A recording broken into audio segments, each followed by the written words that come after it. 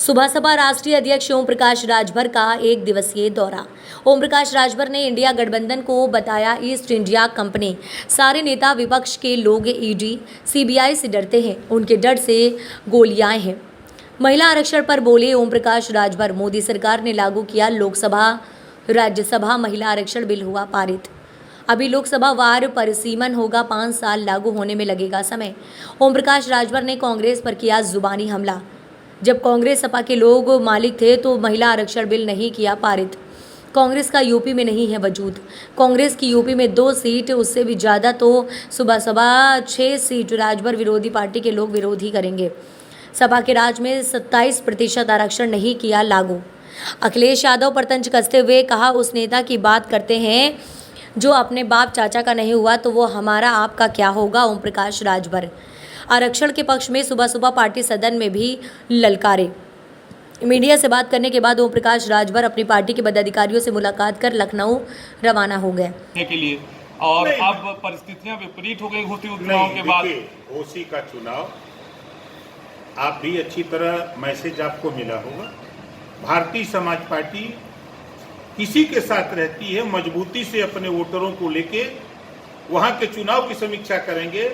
तो प्रत्याशी चुनाव नहीं लड़ रहा था, बल्कि ओम प्रकाश राजभर चुनाव लड़ रहा था। एक एक गांव, एक एक बूथ पर हम लोग 300 नेता लेकर के वहीं 20 दिन थे। एक एक बूथ पर वोट डलवाने का 210 बूथ जहां हमारा वर्चस्व है, बीजेपी का एनडीए के साथियों का मिला के 210 बूथ पर जीते हैं। हम वैसे ही चैलेंज थोड़ा करते हैं। और देखिए, चुनाव लोकसभा का चुनाव देश के सवाल पे होता है और प्रदेश का चुनाव प्रदेश के सवाल पे। एक चुनाव जो हम तो आप लोगों को धन्य मानते हैं, पंचायत चुनाव आया तो आप लोगों ने कहा कि सेमीफाइनल चुनाव है 24 का, वो बीत गया। निकाय चुनाव आ गया है, अभी सेमीफाइनल है। 17 तो निगम हार गए। फिर बाई इलेक्शन आया लोकसभा का आजमगढ़ रामपुर, कि अब ये सेमीफाइनल दोनों हार गए। फिर 2 चुनाव आया, फिर हार जीत हुई, फिर ये चुनाव आया। ये चुनाव लोकसभा के चुनाव में कोई मतलब नहीं। आज के तारीख में देश में नरेंद्र मोदी जी के मुकाबले कोई अभी तक कैंडिडेट तैयार नहीं है। विपक्ष में भी कोई तैयार नहीं है, चाहे जो जितना चिल्ला ले। सब लोग तो कह रहे हैं कि हम वो कौन हम, कैसे बनी बात। तो आखिर ये मोदी जादू की आप बात कर रहे हैं कि मोदी का वर्चस्व है, घोसी में क्यों नहीं देखने को मिला? कहाँ चूक हो गई? कहाँ चूक है? मोदी जी लड़ रहे थे वहाँ। आप ही ने कहा कि मोदी नहीं। ये देखिए, फिर आप लोगों को एक नशा है ना, आपको लोगों को पता चल जाएगा 24 में। तो 2024 में कुछ जादू चल पाएगा आपका? हमारा क्या जादू है? माननीय नरेंद्र मोदी जी का जादू चलेगा। हमने 14 के चुनाव में देखा कि प्रत्याशी नहीं लड़ रहा था, मोदी के नाम पर वोट मिल रहा था। 2019 को चुनाव को मैंने देखा कि वहाँ प्रत्याशी नहीं लड़ रहा था, मोदी जी लड़ रहे थे। वो देश का चुनाव था। अब आप एक छोटे से चुनाव को लेकर के परेशान हैं। परेशान मत होइए। आप जरा इतिहास को पढ़िए। आप देखिए, जब सपा और बसपा दोनों मिल के लड़े, दोनों के पास 2 लाख, 1.5 लाख, 2.5 लाख वोट एक पार्लियामेंट में है, दोनों अलग हो गए। दोनों मिल के लड़ रहे थे, 64 सीट जीती थी बीजेपी। अब दोनों अलग हो गए, तो विधान में दोनों गए, माया मिली ने। तो क्या मान के चले आपके घर में मोदी हार गए? कहाँ?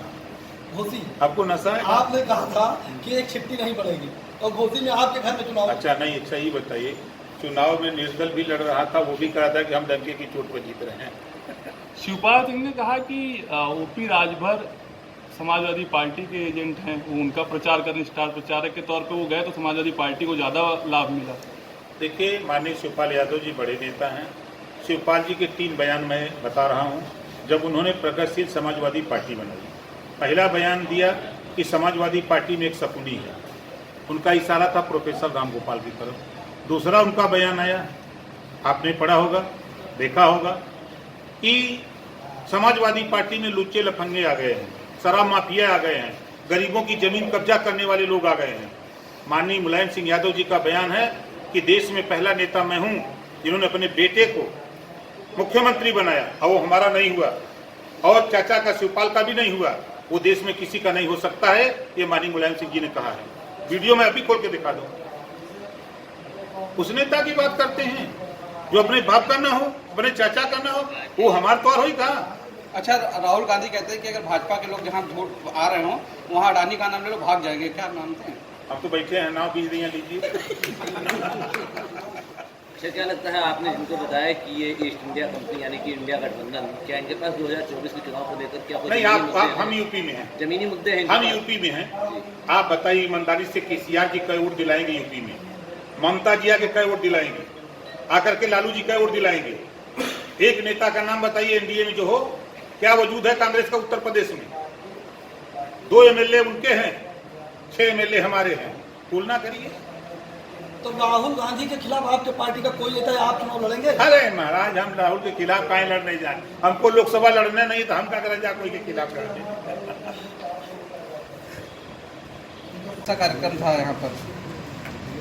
ये कार्यक्रम बलरामपुर के तुलसीपुर विधानसभा में था और इसी रास्ते होते हुए हम तुलसीपुर विधानसभा में जो कार्यकर्ता सम्मेलन का कार्यक्रम था उसमें शामिल होने के लिए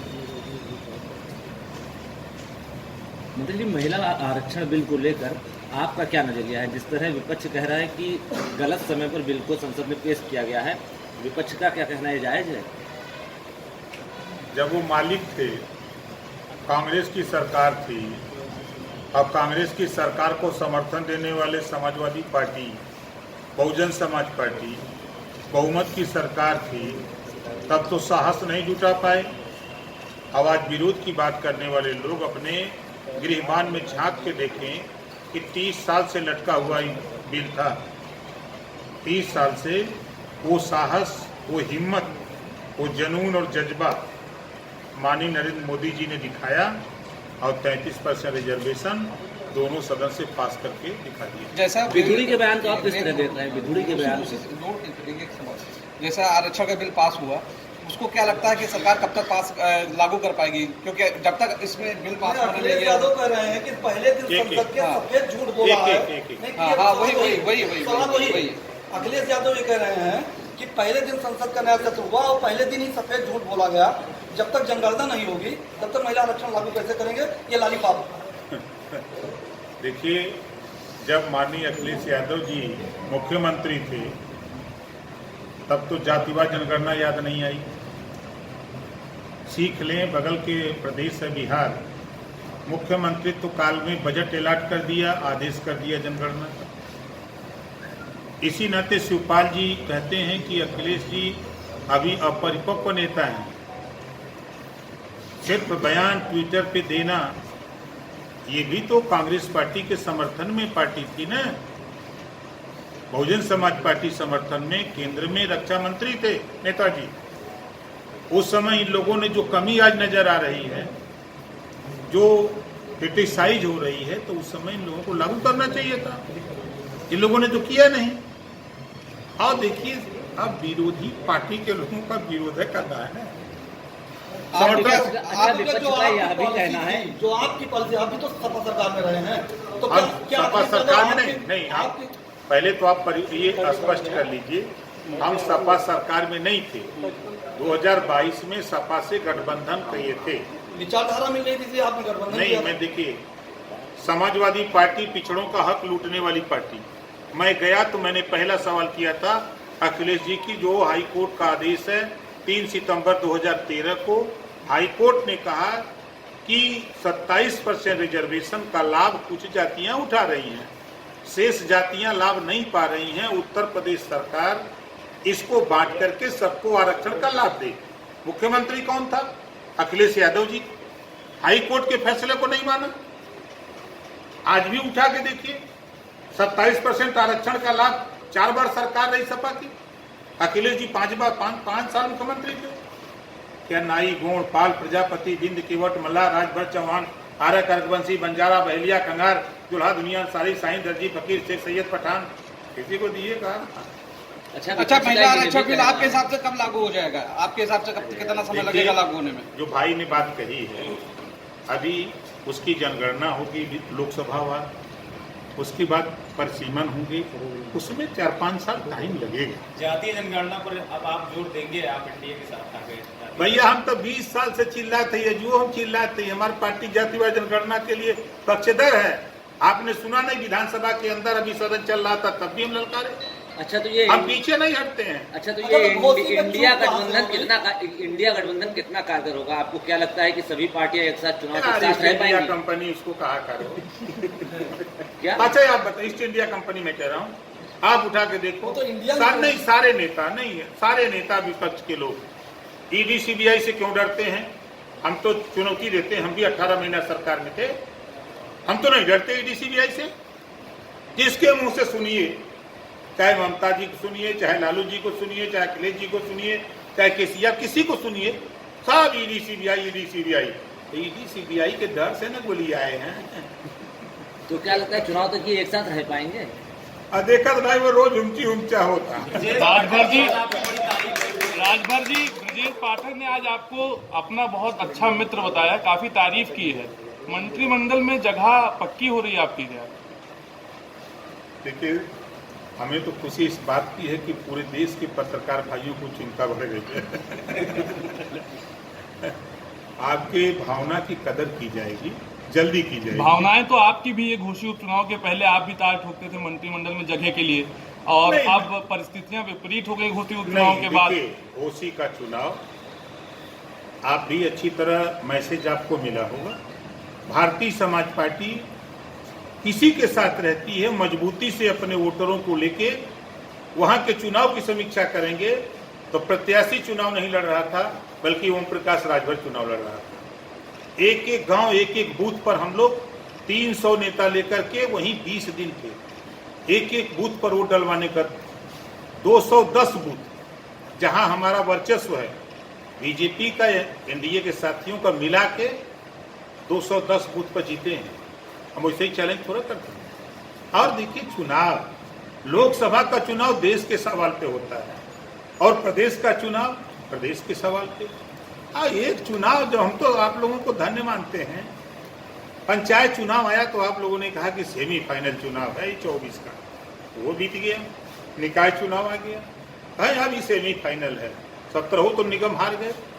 फिर बाई इलेक्शन आया लोकसभा का आजमगढ़ रामपुर, कि अब ये सेमीफाइनल दोनों हार गए। फिर 2 चुनाव आया, फिर हार जीत हुई, फिर ये चुनाव आया। ये चुनाव, लोकसभा के चुनाव में कोई मतलब नहीं। आज के तारीख में देश वीपी न्यूज, खबर सिर्फ सच की।